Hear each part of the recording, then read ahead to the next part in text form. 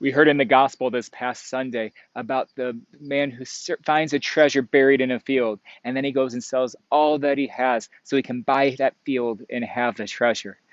And that's what our lives as Catholics is all about. It's amazing how Lord can sum up our entire lives in just a single sentence there. Because the kingdom of heaven is the treasure. Jesus is the treasure. Being with God is the treasure. And that's the beginning of our spiritual lives. That's the end of our spiritual lives. And it's the everything in between as well.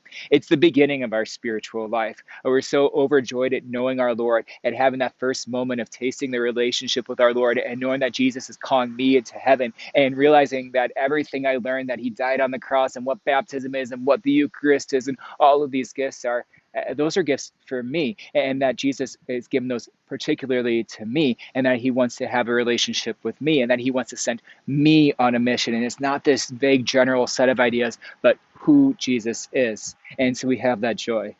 And then the kingdom of heaven is the goal. We finally possess the treasure. And when we get to heaven, we finally see God face to face when all of when everything that we hope for in the spiritual life comes true. We have that joy at the beginning. We have the joy at the end. And in the middle, we have to go sell all we have and follow Jesus. We have to go all in. And Jesus wants our entire hearts, not just a part of our hearts, not just some of it. He wants everything we have. He wants us to follow him without reservation. He wants us to follow him completely.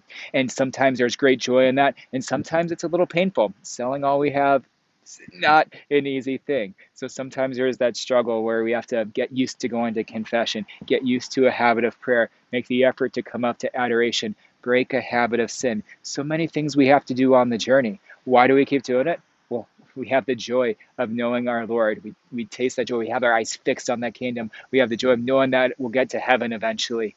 We have the joy of following our Lord, and that helps us to push through even when things are difficult. And so God bless you. God bless you all. Keep your eyes fixed on the kingdom and keep racing towards our Lord.